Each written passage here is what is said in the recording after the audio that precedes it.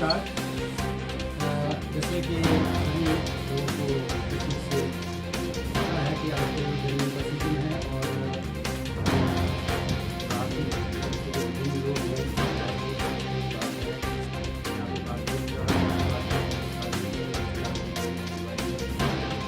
इसी लक्ष्य में हम भी एनवायरमेंट करके वासियों को जो कि चेतावनी आई है, जो अलर्ट आया है 4 दिनों के लिए, उसी की चर्चा करते हुए हम सभी वासियों से कहना चाहेंगे कि हीट जो है, ये टेम्परेचर जो है, हीट जो है, इसकी वजह से हमारे शरीर के बहुत से दुष्प्रभाव पड़ते हैं।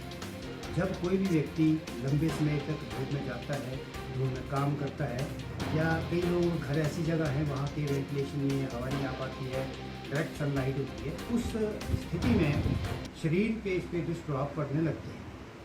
अगर बहुत लंबे समय तक हम इस धूप में रहते हैं और बीच में रेस्ट नहीं करते हैं, पानी नहीं पीते हैं, या जो ड्रिंक्स होते हैं जैसे ORS है या स्पोर्ट ड्रिंक्स होते हैं, इस तरह का सेवन नहीं करते हैं, तो हमारे शरीर पे दुष्प्रभाव इस कदर तक पड़ने लग पड़ते हैं कि हमारा शरीर इसको सहन नहीं कर पाता है। शुरू में हमारा शरीर जो है वो सहन कर लेता है और हमारे जो बॉडी का टेम्परेचर उसको मेंटेन करने की कोशिश करता है, हमें पसीना आता है और पसीने से इवेपोरेशन होता है और बॉडी ठंडी होने लगती है। लेकिन कुछ स्थिति देर के बाद ये जो हमारा एक बॉडी को मैकेनिज्म होता है ठीक करने का, ये काम करना बंद कर देता है। उस समय हमारे बॉडी का टेम्परेचर बढ़ने लगता है और साथ ही जब बॉडी का टेम्परेचर बढ़ता है तो स्वेटिंग होती है, तो पानी का लॉस होता है और उसमें जो लवण होते हैं उनका भी शरीर से, वो भी हमारे शरीर से बाहर जाते हैं। तो शुरू में अगर थोड़ी देर के लिए ऐसा होता है तो क्रैम्प्स के तौर पे, जिसको हीट क्रैम्प्स बोलते हैं, वैसा होने लगता है, जिसमें मसल की क्रैम्प्स होते हैं, टांगों के, पीठ के, और जकड़न सी लगने लगती है।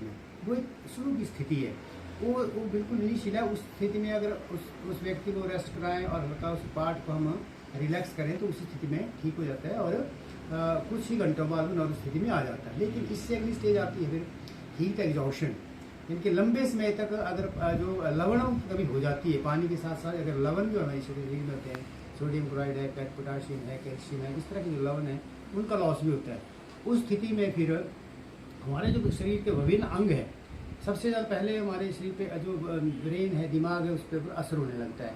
दिमाग का जो ब्लड फ्लो है वो कम होने लगता है और उसकी वजह से हमारा जो कन्फ्यूजन होने लगता है, हेडेक होने लगती है, वोमिटिंग होने लगती है और चक्कर आने लगता है, आदमी गिर भी सकता है। तो दिमाग से प्रभाव पड़ने लग पड़ते हैं। इसके साथ साथ ही जो बॉडी का टेम्परेचर और बढ़ने लगे तो हमारे बाकी जो अंग हैं जैसे फेफड़े हैं, गुर्दे हैं, लीवर है हमारा, उन पर भी असर होने लगता है और इनकी जो कार्यशैली है, कार्य क्षमता है वो कम होने लगती है।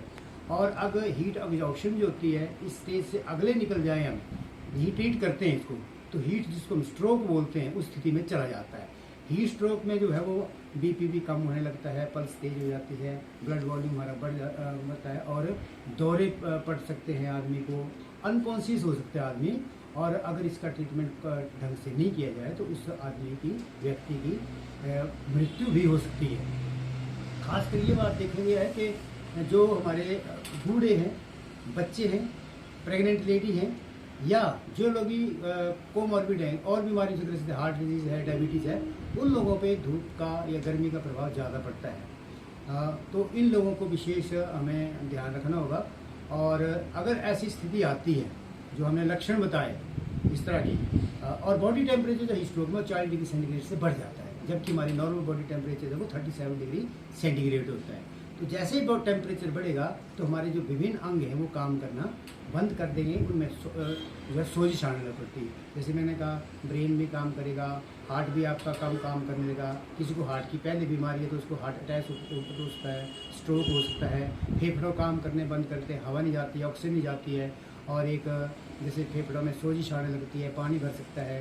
किडनी में हमारे जो है ब्लड फ्लो नहीं होता ठीक, तो किडनी में यूरिन आउटपुट बहुत कम हो जाती है और किडनी एकदम से फेल भी हो सकते हैं। इस तरह लीवर जो है हमारा, उसमें भी ये चीज़ें फेल करने की तरफ ले जाती हैं। अब लोगों को इसमें क्या करना है और किस तरह से रोकथाम करनी है, वो बहुत ज़रूरी है।